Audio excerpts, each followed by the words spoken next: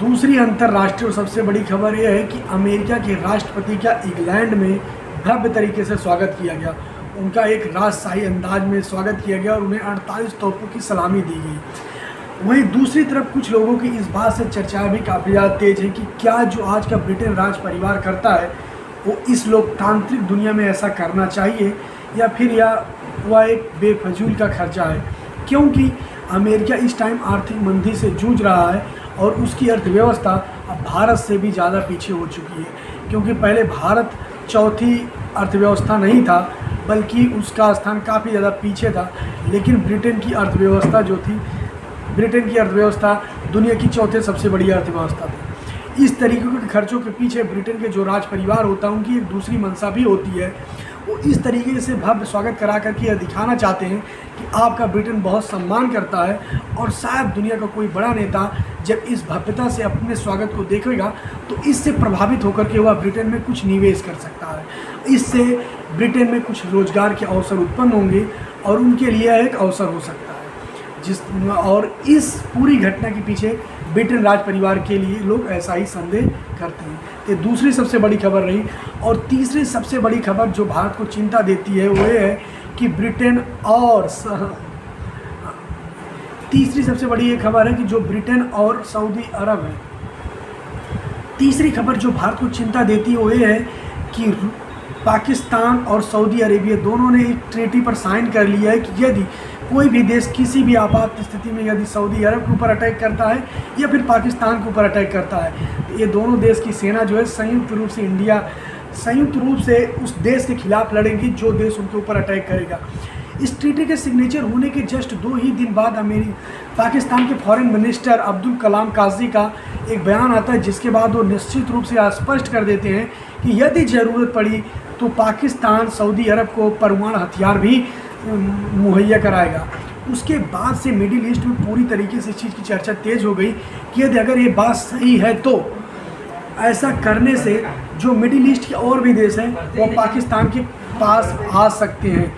क्योंकि अगर इजराइल को आज मिडिल ईस्ट या मुस्लिम देश किसी भी देश तरीके से रोक सकते हैं तो दुनिया का एकमात्र चीज़ है परमाणु हथियार। अब तक मिडिल ईस्ट के जितने सारे देश थे वो इस बात को लेकर काफ़ी ज़्यादा आश्वस्त है कि जो अमेरिका है वो उनकी रक्षा के लिए ज़रूर आएगा, क्योंकि मिडिल ईस्ट के जो सरकारें हैं वो अमेरिका को खुश करने के लिए हमेशा कुछ ना कुछ करती रहती हैं। लेकिन जब से दोहा के ऊपर अटैक हुआ और वाशिंगटन डीसी से एक नॉर्मल प्रतिक्रिया आई, उसके बाद से मिडिल ईस्ट के सभी मुस्लिम देशों की चिंता बढ़ गई कि यदि कोई ऐसा समय आता है जब इजराइल उनके ऊपर अटैक कर देता है तो क्या ऐसी स्थिति में अमेरिका उनका साथ देने आएगा या फिर नहीं। और इस घटना के बाद जब अमेरिका ने अपनी कोई प्रतिक्रिया नहीं दी, समस्त मुस्लिम देश आने वाले टाइम में आप ज़रूर ऐसा देखेंगे कि वो अपना एक सुरक्षा के लिए कोई कवच तैयार करेंगे, क्योंकि कहीं न कहीं उनका अमेरिका के ऊपर विश्वास घटता जा रहा है। इस खबर के बाद अगर अब चौथी सबसे बड़ी इंटरनेशनल खबर की बात करें तो ये है कि इजराइल का हमास के प्रति जो रुख है वो आज भी बहुत ज़्यादा सख्त है। कल की बात है, इजराइल ने 36 मिनट में 26 इमारतों पर अटैक किए और वहाँ के लोगों को एक स्पष्ट संदेश दे दिया कि यदि आप नहीं जाओगे तो हम आपको मार कर निकाल देंगे। उसके इस हमले में टोटल 136 लोग घायल हुए और 13 लोगों समेत 2 बच्चों की मौत हो गई। तो इस टाइप की घटनाएं हैं जो अभी तक प्रभावित हो रही हैं। हालांकि पूरे दुनिया के रक्षा जगत में एक बड़ा विकास सामने आया जब ये पता लगा पूरी दुनिया को कि इजराइल की डिफेंस सिस्टम ने लेज़र वेपन का सफल परीक्षण कर लिया। अगर लेज़र वेपन सिस्टम के बारे में हम आपको बताएं तो यह एक ऐसा सिस्टम होता है जैसे एयर डिफेंस सिस्टम काम करता है, ठीक उसी तरीके से लेज़र डिफेंस सिस्टम काम करता है। लेकिन इसके बारे में जो पूरी दुनिया को चीज़ हैरान कर रही हुई है कि लेज़र वेपन सिस्टम जो होता है ऑटोमेटिक काम करता है, ऑटोमेटिक एयर डिफेंस सिस्टम की तरह ही होता है। लेकिन जो पहले मिसाइल काम करती थी एयर डिफेंस सिस्टम की, वो एक मिसाइल को नष्ट करने के लिए 50 लाख रुपए की आवश्यकता पड़ती थी। यानी कि कोई देश अगर इजराइल के ऊपर अटैक करता है तो उसे रोकने के लिए इजराइल को एक मिसाइल दागनी पड़ती थी जिसकी कीमत होती थी 45 से 50 लाख रुपए। लेकिन अगर इस लेज़र बीम का निर्माण कर लेता है तो इसके बाद इजराइल बहुत ही कम रुपए, जिसकी कल्पना भी आप नहीं कर सकते, शायद आपको आश्चर्य हो या विश्वास ना हो, लेज़र बीम से यदि इजराइल इस तकनीक को रोकेगा तो उसकी कीमत केवल 150 से 400 रुपये होगी। मैं जानता हूँ आपको बिलीव नहीं हो रहा होगा कि इतनी बड़ी मिसाइल को रोकने के लिए जिसे 40 से 50 लाख रुपए खर्च करने पड़ते थे, अब उसके लिए केवल 150 से 400 रुपये खर्च करने पड़ेंगे। तो बिल्कुल ये बात 100% सही है और पूरी दुनिया की रक्षा जगत में यह एक नई क्रांति मानी जाएगी और उन दुनिया के वो दो तमाम बड़े देश अमेरिका और ख़ास करके रूस को इससे काफ़ी ज़्यादा क्षति होगी, क्योंकि उनके रक्षा हथियार की जो डिमांड थी खास करके एयर डिफेंस सिस्टम की, उसकी मांग काफ़ी ज़्यादा कम हो जाएगी। तो ये थी इंटरनेशनल की खबर जो पूरी दुनिया में इस टाइम चर्चा का विषय बने हुए हैं। अब अगर बात करें इंडिया की, तो इंडिया के खास करके उत्तराखंड राज्य के बारे में बात करें तो वहाँ पर काफ़ी ज़्यादा मौसम की स्थिति खराब है और लगातार भूस्खलन की घटनाएं सामने आ रही हैं, जिसके बाद से अभी तक टोटल खबर के अनुसार वहाँ पर 139 लोगों की मृत्यु हो जा चुकी है और विशेष करके नैनीताल में टोटल 13 लोगों की मृत्यु हो गई है।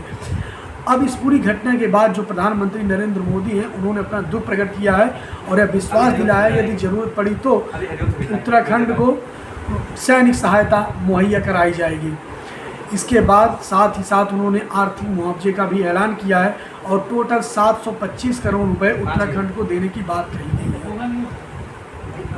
दूसरी तरफ उत्तर प्रदेश की बात करें तो उत्तर प्रदेश के दोनों आरोपी जो खास करके दिशा पिटानी के घर फायरिंग के आरोपी थे, उनका यूपी पुलिस ने सफाया कर दिया और एनकाउंटर में मार गिराया है। इसके बाद रोहित गोदारा की तरफ से स्पष्ट रूप से चेतावनी दी गई है कि उत्तर प्रदेश की गवर्नमेंट को यह बात याद रखना चाहिए, हम अपने भाई के बदला को नहीं भूलेंगे, या वो हमारे लिए शहीद हुए हैं और हमारे गैंग के लिए यदि कोई भी शहीद होता है तो हम उसे कभी नहीं भूल सकते हैं। जो भी अफसर होगा, जितना भी बड़ा होगा, उसे इस दिन को याद रखना होगा, उसे इसकी कीमत चुकानी होगी। हालांकि उत्तर प्रदेश ने भी इन चीज़ों को स्पष्ट लेते हुए कह दिया कि कोई भी व्यक्ति जो इस तरह की घटना को अंजाम देगा, अच्छा होगा यदि वह उत्तर प्रदेश ना आए, वरना वो दूसरे मोड़ पर मार करके गिरा दिया जाएगा।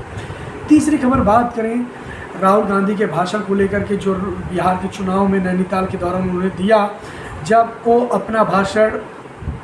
आरा जिले में दे रहे थे तो उन्होंने जेनजी का जिक्र किया और उन्होंने इस बात की चर्चा की ठीक उसी तरीके से जैसे नेपाल में जेनजी जनरेशन ने नेपाल की गवर्नमेंट को धराशाही कर दिया, ठीक उसी तरीके से अगर मोदी अपना जो तानाशाही रवैया अगर नहीं रोके तो भारत की जेनजी भी कुछ इस तरीके से कदम को उठाने के लिए मजबूर हो जाएगी। जिसके बाद से लोगों ने काफ़ी ज़्यादा राहुल गांधी की आलोचना की और उन्हें इस तरीके के बयानबाजी करने से बचा, क्योंकि यह देश की अखंडता और असहिष्णुता के खिलाफ है। तो आज की ये तमाम सारी खबरें थी जो आपको जानना चाहिए था। मिलते हैं किसी नेक्स्ट वीडियो में, तब तक के लिए जय हिंद, वंदे मातरम।